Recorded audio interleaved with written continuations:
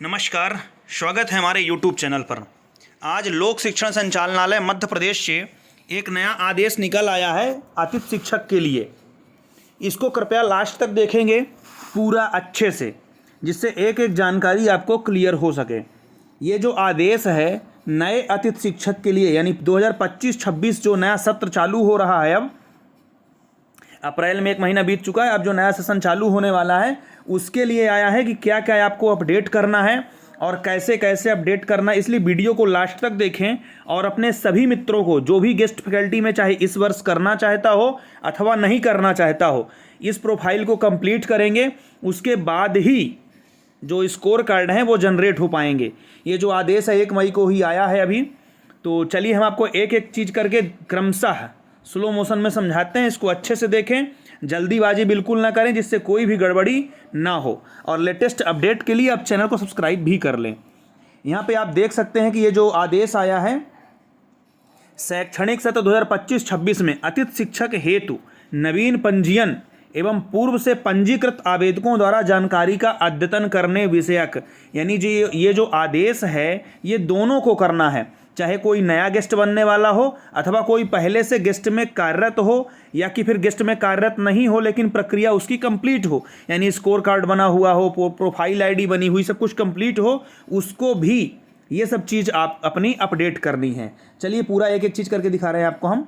उपरोक्त विषयांतर्गत जो शैक्षणिक सत्र 25-26 है, इसमें अतिथि शिक्षक आमंत्रण के लिए नवीन पंजीयन एवं पंजीकृत आवेदकों के लिए 2 मई से नवीन एजुकेशन पोर्टल जो 3.0 है ये प्रारंभ हो रहा है 2 मई से। आवेदक पोर्टल पर अपनी शैक्षणिक या व्यावसायिक योग्यताओं की प्रविष्टि संशोधन कर सकेंगे, यानी जो भी उसमें चाहे शैक्षणिक का हो चाहे व्यावसायिक हो, उसमें पूरी जो प्रविष्टि है, जो भी डॉक्यूमेंट्स आपके लगे हुए हैं उसको सबको आपको अपडेट करना है।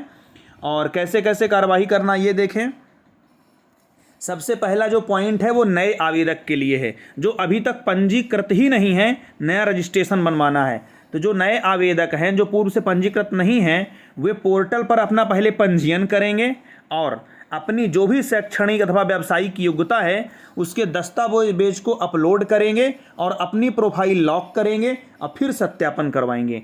यानी जो नए कैंडिडेट हैं, अभी तक उनका स्कोर कार्ड नहीं बना है, कभी गेस्ट में काम नहीं किए हैं और अब करना चाहते हैं, ये उनके लिए है। सबसे पहले आप अपना पोर्टल में जाकर रजिस्ट्रेशन करेंगे, पंजीयन करेंगे। उसके बाद जो आपके डॉक्यूमेंट्स है उसको आप अपलोड करेंगे, पूरी जानकारी सही सही भरेंगे और उसके बाद आप प्रोफाइल लॉक करेंगे और उसमें जो जो रिकॉर्ड आप अपलोड करेंगे उसी की छाया प्रति ले जाकर आपको किसी भी विद्यालय में, संकुल जो हायर सेकेंडरी विद्यालय होंगे, संकुल होंगे, वहाँ पर आपको ले जाकर इसको वेरीफाई करवाना है। फिर अगर कोई पूर्व से पंजीकृत आवेदक हैं, यानी पहले से वो गेस्ट में कार्यरत था या कि नहीं था, तो उसकी पूरी प्रोफाइल बनी हुई थी, ऐसे आवेदक अगर अपनी जानकारी में कुछ संशोधन करना चाहते हैं, यानी अगर वो कोई नई डिग्री ले लिए हैं या कुछ और करना चाहते हैं, तो वे अपना जो दस्तावेज है उसको भी अपलोड करेंगे और जानकारी को अपडेट करेंगे। उसके बाद प्रोफाइल को लॉक करेंगे और सत्यापन कराएंगे। ये प्रोसेस उनको भी करनी पड़ेगी। उसके बाद ऐसे आवेदक जो पूर्व से पंजीकृत हैं और जानकारी में भी संशोधन नहीं है, उन्हें भी अपनी शैक्षणिक या व्यावसायिक योग्यता के दस्तावेज अपलोड करना पड़ेगा और पुनः प्रविष्टि चेक करेंगे, वो भी प्रोफाइल लॉक करेंगे और सत्यापन कराएंगे। यानी इनके कहने का मतलब ये है कि चाहे कोई नया गेस्ट फैकल्टी में जाने वाला हो अथवा कोई नई डिग्री लिया हो अथवा कुछ भी नहीं किया हो, उसके बाद भी आपको प्रोफाइल अपडेट करवानी पड़ेगी और वेरीफाई करवाना पड़ेगा। इस चीज़ को थोड़ा अच्छे समझ लेंगे। कोई ये ना माने कि हम गेस्ट फैकल्टी में हैं, काम कर रहे हैं, हमारा सब कुछ वेरीफाई है तो हमको कुछ नहीं करना। ये जो प्रक्रिया है सबको करनी पड़ेगी, चाहे वो गेस्ट में कार्यरत हो अथवा नहीं हो, कोई डिग्री लिया हो अथवा नहीं लिया हो, जो भी पुरानी डिग्रियां उसकी चढ़ी हुई हैं, उसमें जिसका भी रिकॉर्ड में नंबर चढ़ा हुआ है वो पूरा उसको अपडेट करवाना है। यहाँ पे आप देख लेंगे, अर्थात अतिथि शिक्षक के रूप में कार्य करने के इच्छुक समस्त आवेदक, चाहे किसी भी प्रकार के आवेदक हों, चाहे वो नए कैंडिडेट हों चाहे वो पुराने कैंडिडेट हों, सबको पोर्टल पर दस्तावेज अपलोड करवाना है और दस्तावेज सत्यापन का कार्य कराना अनिवार्य होगा। यानी ये सभी के लिए है, चाहे कोई नया व्यक्ति हो चाहे वो पुराना व्यक्ति हो। करना क्या है फिर आगे, जो आवेदक होंगे वो दस्तावेज अपलोड करेंगे, उसके बाद किसी भी संकुल में जाएंगे और मूल दस्तावेज से सत्यापन होगा। ये ध्यान रखना है आपको। आप जो मार्कशीट के नंबर चढ़ेंगे, 10वीं होगा, 12वीं होगा, ग्रेजुएशन होगा, पीजी होगा, बीएड होगा अथवा डीएड होगा, जो भी उसमें चढ़ा रहेगा, पूरे की ओरिजिनल मार्कशीट प्राचार्य के द्वारा देखी जाएगी। प्राचार्य के द्वारा अथवा प्राचार्य के द्वारा जो भी नियुक्त कैंडिडेट होगा उसके द्वारा, उसके बाद ही वेरीफाई होगा और उसमें वो एक्सेप्ट और रिजेक्ट भी कर सकेंगे। इसलिए इस चीज़ का जरूर ध्यान रखना है, आपको ओरिजिनल मार्कशीट लेकर ही जाना है वेरीफाई करवाने। फिर यदि किसी का नंबर यानी मोबाइल नंबर आपको चेंज कराना है अथवा कुछ और गड़बड़ी है तो उसको भी आप चेंज करा सकते हैं। पूर्व से पंजीकृत आवेदक यदि मोबाइल परिवर्तन करना चाहते हैं तो या तो जिला शिक्षा कार्यालय में अथवा विकासखंड शिक्षा अधिकारी के कार्यालय में, यानी चाहे डीओ ऑफिस आप पहुंच जाएं चाहे अथवा बीओ ऑफिस पहुंच जाएं, वहां पहुंचें और मोबाइल नंबर परिवर्तित करवा लें। ये कब तक होगा ऐसा, यहाँ पे डेट देख लें। जो समस्त आवेदक हैं अपनी शैक्षणिक और व्यावसायिक योग्यता और शिक्षक पात्रता परीक्षा, यानी कोई अगर पात्रता परीक्षा भी पास हो गया है और उसको अपलोड करना है तो ये आवेदक द्वारा करना है 2 मई से लेकर 12 मई के बीच तक, यानी 2 मई से लेकर 12 मई तक आपको ये काम करवा लेना है हर हाल में। ये काम है आवेदक का। जो कैंडिडेट हैं वो अपनी प्रोफाइल आईडी अथवा मोबाइल से या कहीं से भी करेंगे, अपने से करेंगे वो 2 मई से लेकर 12 मई तक। उसके बाद जो आपके सत्यापन की प्रक्रिया है वो चालू हो जाएगी 3 मई से। तो 3 मई से लेकर 13 मई तक ये आपका सत्यापन का कार्य चलेगा। और जो मोबाइल नंबर चेंज कराना चाहते हैं वो भी 2 मई से 12 मई के बीच में ही अपना मोबाइल नंबर चेंज करा लें। ये डेट का विशेष ध्यान रखेंगे क्योंकि अब जो कार्यवाही हो रही है एकदम डेट टू डेट हो रही है, बिल्कुल भी आगे पीछे नहीं हो रही और बड़ी कड़ाई से इस चीज़ का पालन हो रहा है। इसलिए कोई भी गलती बिल्कुल नहीं करें। उसके बाद सामान्य निर्देश समझ लें क्या क्या कराना है। समस्त आवेदकों द्वारा नवीन पोर्टल पर दस्तावेज अपलोड करना है और सत्यापन कराना आवश्यक है। मतलब समस्त आवेदक का मतलब कोई भी व्यक्ति छूटेगा नहीं अगर वो गेस्ट में काम करना चाहेगा तो, चाहे वो नया कैंडिडेट हो चाहे वो पुराना कैंडिडेट हो। इस चीज़ का विशेष ध्यान रखना है। कोई भी पुराने गेस्ट ये नहीं मानेंगे कि हमको ये कार्रवाई नहीं करनी है। ऐसे आवेदक जिनके द्वारा ये कार्रवाई नहीं की जाएगी उनके स्कोर कार्ड जनरेट नहीं होंगे और वे 25-26 में अतिथि की प्रक्रिया में शामिल नहीं हो पाएंगे। ये विशेष रूप से ध्यान रखेंगे। फिर जो संकुल प्राचार्य आवेदकों के दस्तावेज सत्यापन का कार्य करेंगे वो सावधानी पूर्वक करेंगे, माने कोई भी गलती नहीं होनी चाहिए। अगर त्रुटिपूर्ण सत्यापन हुआ अथवा कोई भी लापरवाही होती है तो संकुल प्राचार्य के विरुद्ध अनुशासनात्मक कार्यवाही भी की जाएगी। जैसे अगर कोई संकुल प्राचार्य द्वारा आवेदक की अपूर्ण प्रशिक्षण योग्यता यानी बीएड उसका कंप्लीट नहीं हो, 1 वर्ष ही पूर्ण हो और अगर प्राचार्य वेरीफाई कर देता है तो उसमें भी उसको कार्यवाही होनी है। संकुल प्राचार्य द्वारा बिना मूल दस्तावेजों के सत्यापन की कार्यवाही नहीं की जाएगी। ये विशेष रूप से कहा जा रहा है इस बार। बिना ओरिजिनल मार्कशीट देखे वेरीफाई नहीं करना है। फिर आवेदक की शैक्षणिक एवं प्रशिक्षण योग्यता मान्यता प्राप्त संस्थान से होने पर ही मूल दस्तावेजों के सत्यापन की कार्यवाही पूर्ण की जाए, यानी फर्जी मार्कशीट नहीं चलेगी। उक्त कार्यवाही का स्थानीय स्तर पर व्यापक प्रचार प्रसार भी करें, माने सब लोग जागरूक हो जाएं, सबको जानकारी मिल जाए। इसके लिए आप वीडियो को अच्छे से सबके पास शेयर कर दें जिससे पूरी इन्फॉर्मेशन सब तक पहुंच जाए। और जो नवीन पंजीयन है और पूर्व से पंजीकृत समस्त आवेदक हैं पोर्टल पर दस्तावेज अपलोड करेंगे, प्रोफाइल संशोधन करेंगे एवं अपडेट की संपूर्ण कार्यवाही सुरक्षित भी कार्यवाही करेंगे। इसका मैनुअल पत्र संलग्न है और विस्तृत दिशा निर्देश परिशिष्ट 1 पर भी संलग्न है। इसको अच्छे से आप देख लेंगे, हम थोड़ा थोड़ा बताते हैं इसको आगे। सबसे पहले इसको देख लें आपको करना क्या क्या है। जो पूर्व से पंजीकृत हैं एवं नवीन पंजीयन हैं आवेदक के लिए एजुकेशन पोर्टल 3 पर जाएंगे और आवश्यक कार्यवाही ये कर सकते हैं। उसके बाद आवेदक जो पूर्व पंजीयन में दर्ज मोबाइल नंबर का उपयोग कर OTP के माध्यम से वेरीफाई करेंगे। इसके उपरांत पूर्व पंजीयन में दर्ज सामान्य जानकारी प्रदर्शित होगी। जो पूर्व पंजीयन है उसमें जो भी नंबर आपके चढ़े होंगे, जो डिग्री चढ़ी होंगी वो सब वहाँ पे प्रदर्शित होंगे। उसके बाद जो नवीन पंजीयन है आवेदक अपनी समग्र आईडी को पोर्टल पर दर्ज करेंगे, यानी समग्र को भी वेरीफाई करना है यहाँ पे। और समग्र में दर्ज रजिस्टर्ड मोबाइल नंबर पर प्राप्त OTP के माध्यम से उसको वेरीफाई करना है। फिर समस्त आवेदकों को स्वयं की समग्र आईडी से eKYC भी कराना होगा। जिन आवेदकों की ई-केवाईसी नहीं है तत्काल समग्र की वेबसाइट पर जाकर ई-केवाईसी की कार्यवाही कर लें। यानी समग्र की भी ई-केवाईसी होना बहुत ज़रूरी है। फिर नेक्स्ट क्या कह रहा है, आवेदक स्वयं का 9 अंकों का स्वयं का समग्र आईडी दर्ज करेंगे। उसके बाद समग्र में दर्ज मोबाइल नंबर पर ओटीपी जाएगी और उसका सत्यापन होगा। उसके बाद आवेदक पोर्टल पर पूर्व से पंजीयन की जानकारी एवं समग्र आईडी में दर्ज जानकारी का सावधानीपूर्वक मिलान करेंगे। उसके बाद ही जानकारी को वेरीफाई करें। यानी आपको जल्दीबाजी में ये काम कोई नहीं करना है, एकदम स्लो मोशन में बढ़िया समझ समझ के करना है। उसके बाद क्या कह रहा है ये, आवेदक का जो सामान्य पंजीयन है और समग्र की जानकारी है उसके सत्यापन उपरांत नवीन आईडी भी जनरेट होगी आपको। इसमें आवेदक नवीन यूजर आईडी के माध्यम से पासवर्ड तैयार कर रजिस्टर्ड मोबाइल पर ओटीपी से वेरीफाई भी करेंगे। फिर दस्तावेज अपलोड कैसे कैसे करना ये थोड़ा समझ लें। जो नवीन आवेदक हैं वो अपनी प्रोफाइल से शैक्षणिक व्यावसायिक योग्यता तथा मध्य प्रदेश शिक्षक पात्रता परीक्षा 2018 अथवा उसके बाद की जानकारी दर्ज करेंगे और समस्त दर्ज जानकारी के दस्तावेज भी अपलोड करेंगे। पूर्व से पंजीकृत आवेदक प्रोफाइल में दर्ज जानकारी जिसमें संशोधन करना है उस जानकारी को वहां से डिलीट करेंगे और सही जानकारी को जोड़ देंगे।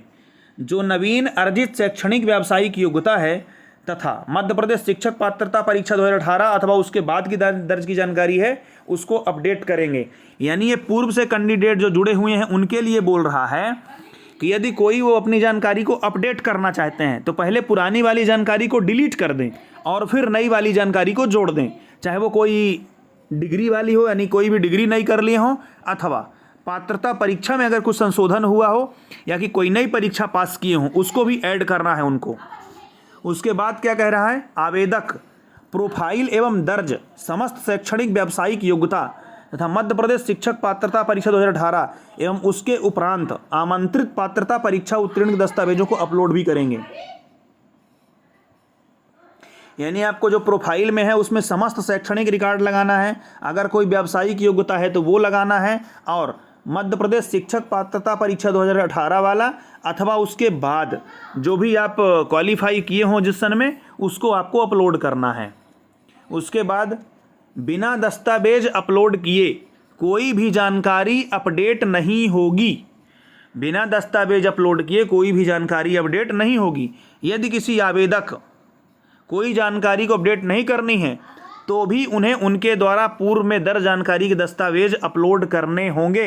यानी अगर कोई गेस्ट फैकल्टी में कार्यरत है कोई भी व्यक्ति और कोई भी डिग्री नई नहीं लिया, सब पुरानी डिग्री से चल रहा है, उसको भी पूरी जानकारी अपडेट करनी है और पूरे रिकॉर्ड अपने अपलोड करने हैं। उसके बाद ही उसका सत्यापन कराना होगा। समस्त आवेदक जिले, ब्लॉक एवं संकुल की पैनल मेरिट सूची में सम्मिलित होने के लिए जिले, ब्लॉक एवं संकुल का चयन करेंगे। पूरे आवेदक जो है वो जिले में, ब्लॉक में और संकुल की पैनल मेरिट सूची जो बनेगी उसमें शामिल होने के लिए अपने जिले को, ब्लॉक को और संकुल का भी चयन करना है। उसके बाद आवेदक द्वारा जानकारी दर्ज करने एवं दस्तावेज अपलोड करने के उपरांत ओटीपी के माध्यम से प्रोफाइल भी लॉक होगा, वो भी अच्छे से करना है। उसके बाद क्या कह रहा है, आवेदक जो लॉक प्रोफाइल का प्रिंट है उसको निकालेंगे और सत्यापन के लिए प्रोफाइल में दर्ज समस्त मूल दस्तावेजों के साथ किसी भी संकुल प्राचार्य से सत्यापन करा सकेंगे। संकुल प्राचार्य द्वारा आवेदक के सत्यापन वेरीफाई के उपरांत यदि आवेदक निर्धारित समय सीमा में अर्जित योग्यता अर्जित दर्ज करना चाहता है तो वह अपनी प्रोफाइल को ओटीपी के माध्यम से अनलॉक कर सकेगा, किंतु यह कार्यवाही अपडेशन के लिए पोर्टल की अंतिम दिनांक तक ही कर सकेंगे। अंतिम दिनांक के पश्चात कोई आवेदक सत्यापन कार्य नहीं कराता है तो उसका स्कोर कार्ड जनरेट नहीं होगा। यानी ये जो पूरा काम है ये डेट के पहले पहले आपको करा लेना है। उसके बाद संकुल प्राचार्य के द्वारा यदि आवेदक की प्रोफाइल को दर्ज जानकारी में भिन्नता होने पर रिजेक्ट किया जाता है तो आवेदक की प्रोफाइल स्वतः ही अनलॉक हो जाएगी। यानी अगर कुछ आप गलत जानकारी दर्ज कर देते हैं या कोई और कुछ गड़बड़ी पाई जाती है और संकुल प्राचार्य उसको रिजेक्ट करता है तो आपकी जो प्रोफाइल है वो अनलॉक हो जाएगी और आवेदक आवश्यक संशोधन अंतिम दिनांक तक करके पुनः सत्यापन करा सकेंगे। यदि कोई वो गड़बड़ी सुधार करने लायक है तो आप अंतिम दिनांक के पहले पहले उसको संशोधित करा के फिर से वेरीफाई करा सकते हैं। अब संकुल प्राचार्य को क्या क्या करना ये थोड़ा अच्छे से समझ लें। पूरी जानकारी को क्रमशः समझें जिससे कहीं भी कोई गड़बड़ी न आने पाए और आप आराम से अच्छे से उसको काम करा लें। सबसे पहला, संकुल प्राचार्य आवेदकों से आवेदन प्रोफाइल प्रिंट प्राप्त करेंगे। यानी जो संकुल प्राचार्य होंगे उनको आपको अपनी एक प्रिंट की प्रोफाइल जो प्रिंट लाएंगे उसको जमा करना पड़ेगा।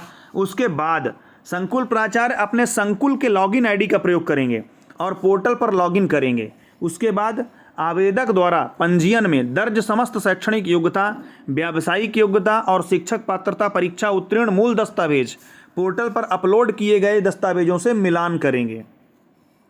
आवेदक द्वारा दर्ज जानकारी मूल दस्तावेजों से मिलान करने के उपरांत सत्य पाए जाने पर पोर्टल से दस्तावेजों का ऑनलाइन सत्यापन का कार्य करेंगे। उसके बाद विगत वर्षों में यह देखने में आया था कि बीएड अथवा एमएड के प्रथम सेमेस्टर के उपरांत ही संकुल प्राचार्य द्वारा वेरीफाई कर दिया गया है, जिससे गलत स्कोर कार्ड बन गए हैं। अतः संकुल प्राचार्य दस्तावेज सत्यापन के समय समस्त सेमेस्टर की मूल अंकसूची देखकर ही योग्यता का प्रमाणीकृत करें। यानी जब तक बीएड अथवा एमएड कंप्लीट नहीं होगा, पूरे सेमेस्टर की मार्कशीट आपके पास नहीं होगी, तब तक आपका बीएड का रिजल्ट वेरीफाई नहीं होगा। नेक्स्ट क्या कह रहा है, आवेदकों के दस्तावेज सत्यापन का कार्य ओटीपी के माध्यम से होगा जो संकुल प्राचार्य के पोर्टल पर रजिस्टर्ड मोबाइल नंबर पर प्राप्त होगा। आवेदन एवं दस्तावेजों की जानकारी में किसी भी प्रकार की भिन्नता पाए जाने पर सीधा आवेदन को रिजेक्ट करना है। फिर नेक्स्ट क्या कह रहा है, आवेदन के सत्यापन के उपरांत आवेदक को प्रिंट निकाल कर दिया जाएगा एवं रिजेक्ट करने की स्थिति में आवेदक को अवगत कराएं कि वह सही जानकारी पुनः दर्ज करें और दस्तावेज को अपलोड करके सत्यापन कराएं। उसके बाद क्या कह रहा है, आवेदन में दर्ज किए गए दस्तावेजों की छाया प्रति कार्यालयीन अभिलेख में संधारित भी करेंगे, भविष्य में आवश्यकता होने पर इसकी जानकारी प्राप्त की जा सके। यानी एक प्रति आपको ले जाकर उसकी फोटो कॉपी भी स्कूल में जमा करनी है जहाँ से वेरीफाई होगा। उसके बाद बीओ ऑफिस द्वारा क्या कार्यवाही होगी, पूर्व से जो पंजीकृत आवेदक हैं उसके मोबाइल नंबर बंद हो जाने की स्थिति में जिला शिक्षा अधिकारी अथवा विकासखंड शिक्षा अधिकारी अपने लॉगिन आईडी से मोबाइल नंबर भी चेंज कर सकेंगे। फिर आवेदक से प्राप्त आवेदन के माध्यम से पूर्व पंजीयन में दर्ज मोबाइल नंबर एवं नवीन जानकारी का मिलान करेंगे और संतुष्ट होने पर ही मोबाइल नंबर परिवर्तित करने की कार्यवाही करेंगे। आवेदक की अंक सूची एवं आधार की छाया प्रति को कार्यालयीन अभिलेख में संधारित करेंगे। ये विकास खंड शिक्षा अधिकारी अथवा जिला शिक्षा अधिकारी द्वारा की जाने वाली कार्यवाही है।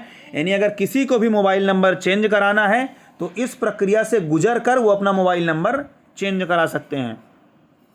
उसके बाद देख लेंगे मैनुअल कैसा कैसा है, आपको क्या क्या करना है। आपको स्कूल एजुकेशन पोर्टल 3.0 में जाना है। उसके बाद गेस्ट टीचर की जो प्रोसेस होगी वहाँ से ऐसे ऐसे गुजरना है। यहाँ पे आप देख सकते हैं, पूरी प्रक्रिया को क्रमशः ध्यान से समझें जिससे कोई भी गड़बड़ी ना हो। सबसे पहले आपको क्या करना है, सर्वप्रथम आवेदक एजुकेशन पोर्टल 3.0 वेबसाइट पर जाएंगे और इस पर अपने ब्राउज़र पर इसको खोलेंगे एजुकेशन पोर्टल 3 पर। उसके बाद गेस्ट फैकल्टी पर जाकर लॉगिन पर क्लिक करेंगे। यानी सबसे पहले आपको एजुकेशन पोर्टल 3.0 खोलना है और उसके बाद गेस्ट फैकल्टी में जाकर आपको लॉगिन करना है। उसके बाद क्या करना है, फिर लॉगिन करने के बाद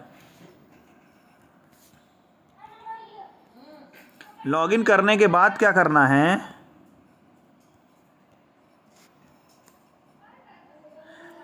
सर्वप्रथम जो आवेदक हैं अपने पूर्व में पंजीयन में दर्ज मोबाइल नंबर को एंटर करेंगे। ओटीपी के माध्यम से सत्यापन होगा। इसके उपरांत समग्र आईडी दर्ज करेंगे। ओटीपी के माध्यम से फिर सत्यापन होगा और उसके बाद आवेदन की जो लॉगिन आईडी है वो जनरेट हो जाएगी। यानी सबसे पहले आपको मोबाइल नंबर डालना है, फिर आपको समग्र आईडी डालना है, दोनों में ओटीपी आपको प्राप्त होगी। उसके बाद आपका जो आईडी है वो जनरेट हो जाएगी। यहाँ पे एक पॉइंट दिया हुआ है कि यदि मान लीजिए कोई आवेदक अपनी यूजर आईडी भूल जाता है तो इस विकल्प के यहाँ पे विकल्प एक रहेगा नो योर आईडी, यहाँ पे आप जाके अपनी यूजर आईडी भी पता कर सकेंगे। और यदि आवेदक अपने पूर्व में पंजीयन मोबाइल नंबर और समग्र में सत्यापन क्लिक करना चाहता है तो उसके लिए यहाँ पे आपको क्लिक करना है। यानी अगर आईडी आपको जानना है तो यहाँ पे क्लिक करना है, समग्र में ई-केवाईसी करना है तो यहाँ पे क्लिक करना है। उसके बाद नवीन पंजीयन हेतु आवेदक, जो नए पंजीयन वाले हैं वो न्यू एप्लीकेंट पर जाएंगे। यहाँ पे न्यू एप्लीकेंट का ऑप्शन मिलेगा और वहाँ पे जाके अपने समग्र के माध्यम से सत्यापित करेंगे। उसके बाद जो पूर्व से पंजीकृत आवेदक हैं वो एग्जाइटिंग एप्लीकेंट पर विकल्प का चयन करेंगे और मोबाइल के माध्यम से अपनी जानकारी का सत्यापन करेंगे। इस प्रकार इसको पूरा कंप्लीट करके वेरीफाई ओटीपी करेंगे। फिर उसके बाद आवेदक पूर्व में दर्ज जानकारी का अवलोकन करेंगे अच्छे से, और उसके बाद अपनी समग्र आईडी दर्ज करेंगे। समग्र में जो लिंक रहेगा मोबाइल नंबर, उस पर ओटीपी जाएगा और उसे समग्र को फिर वेरीफाई करेंगे। फिर उसके बाद समग्र सत्यापन के उपरांत जो आवेदक हैं उसकी नवीन यूजर आईडी और पासवर्ड भी जनरेट हो जाएगा। जैसे ही आप इतना करेंगे तो आपकी नई आईडी और पासवर्ड जनरेट हो जाएगा। उसके बाद आप जाकर अपने डॉक्यूमेंट अपलोड करेंगे।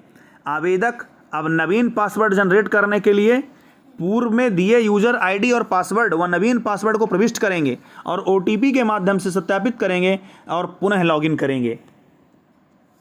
फिर आपको यहाँ पे नए ओटीपी और नए पासवर्ड से लॉगिन करना पड़ेगा। उसके बाद आप इंटर कर जाएंगे अंदर। फिर आवेदक अपनी यूजर आईडी और नवीन पासवर्ड दर्ज कर यहाँ से लॉगिन करके फिर अंदर प्रवेश कर जाएंगे। उसके बाद लॉगिन के उपरांत यूजर रोल अनुसार डैशबोर्ड प्रदर्शित हो जाएगा। आवेदक की प्रक्रिया के लिए गेस्ट फैकल्टी मैनेजमेंट पर क्लिक करना होगा, जो कि आपको यहाँ पे दिखेगा। ये आप अच्छे से देख ले। आप यहाँ पे आपको जाएंगे तो गेस्ट फैकल्टी मैनेजमेंट सिस्टम दिखेगा, यानी GFMS पोर्ट जो रहेगा वो यहाँ पे दिखेगा। इसको क्लिक करके आगे अच्छे से क्लिक करेंगे। कोई भी गलती ना हो विशेष रूप से ध्यान रखेंगे, नहीं बड़ी समस्या आएगी फिर आगे चल के। अब जो अपडेट का इन्फॉर्मेशन है, इस विकल्प के माध्यम से आवेदक अपनी योग्यता संबंधी जानकारी अपडेट करेंगे और OTP के माध्यम से सत्यापित करेंगे। फिर प्रोफाइल लॉक होगा। योग्यता संबंधी जानकारी को अपडेट करेंगे और दस्तावेज अपलोड करके सेव एंड नेक्स्ट पर बटन पर क्लिक करेंगे। ये कोई काम अच्छे से करेंगे, यानी किसी एक अनुभवी व्यक्ति से बैठकर करवाना है। ऐसा नए कैंडिडेट से नहीं करेंगे जिसको जानकारी ना हो और जल्दीबाजी में गड़बड़ हो जाए। जो ये काम कर रहा हो उसी की दुकान में अच्छे से बैठ के और आपको करवाना है ये काम। यदि जानकारी है तो आप स्वयं कर सकते हैं इसको अच्छे से देख के। इस प्रकार आपका पूरा पोर्टल खुल जाएगा। आप ये सब भर सकते हैं, आपका क्वालिफिकेशन और कोर्स सब्जेक्ट जो भी आपको बोर्ड यूनिवर्सिटी जो भी आपको भरना हो, यहाँ पे पूरे रिगार्ड आपको अच्छे से जोड़ देना है एक एक करके। यहाँ पे आप देख सकते हैं सेव एंड नेक्स्ट करते चलना है और आगे जोड़ते चलना है।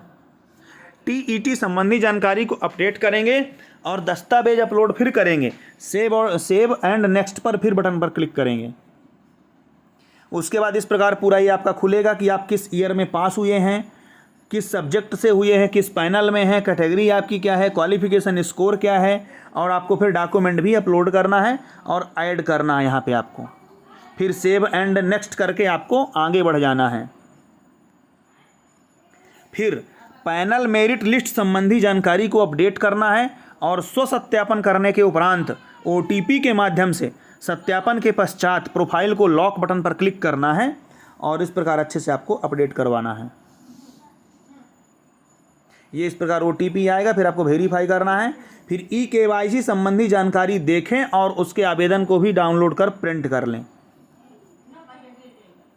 ये इस प्रकार फिर आपकी जानकारी निकल के आएगी, उसको आपको प्रिंट कर लेना है। फिर जनरेट स्कोर कार्ड, इस विकल्प के माध्यम से आवेदक संकुल स्तर से अपने आवेदन के सत्यापन के पश्चात अपना स्कोर कार्ड जनरेट कर सकता है। इस विकल्प है, इसके माध्यम से आवेदक जो हैं वो संकुल स्तर से अपने आवेदन के सत्यापन के पश्चात अपना स्कोर कार्ड जनरेट कर पाएंगे। फिर व्यू प्रोफाइल आपको देखना है। इस विकल्प के माध्यम से आवेदक जो है अपनी प्रोफाइल को देख भी सकते हैं और प्रिंट भी कर सकते हैं। फिर ये पूरा फिर एक नया सिस्टम चालू हो जाएगा। उसी प्रकार आपको पूरा प्रिंट और डाउनलोड हो जाएंगे। सर्वप्रथम एजुकेशन पोर्टल पर जाएंगे और ये पूरा अपना करेंगे। इसको अच्छे से देख लेंगे एक बार।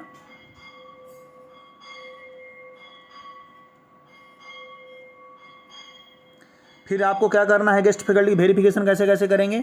जो कैंडिडेट डॉक्यूमेंट वेरिफिकेशन है, इस विकल्प के माध्यम से संकुल जो प्रभारी होंगे वो अतिथि शिक्षक के दस्तावेज सत्यापन के लिए सबसे पहले आवेदन में पंजीकृत मोबाइल नंबर को दर्ज करेंगे और सर्च बटन पर क्लिक करेंगे तो आपका वो पूरा क्लियर होगा।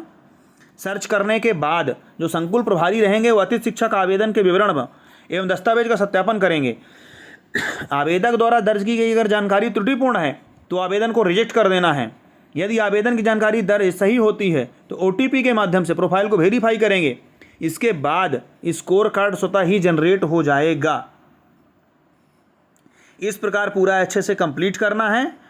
ये ज़रूर ध्यान रखना है कि कोई भी गलती किसी भी प्रकार से ना हो पाए। जब लॉगिन के उपरांत आप यूजर रोल के अनुसार जाएंगे तो डैशबोर्ड में आपको GFMS पोर्टल दिखेगा। अतिथि शिक्षक का मोबाइल अपडेट करने की प्रक्रिया के लिए भी आपको यहीं पे क्लिक करना पड़ेगा। इस प्रकार आप मोबाइल नंबर कंप्लीट करके इसको अच्छे से देख लेंगे। सभी मित्रों को, सभी दोस्तों को जो भी गेस्ट फैकल्टी में जाना चाहता हो सभी को ये चीज़ अच्छे से शेयर कर दें जिससे पूरी इन्फॉर्मेशन एक एक सबके पास पहुंच जाए। और लेटेस्ट अपडेट के लिए आप चैनल को सब्सक्राइब कर लें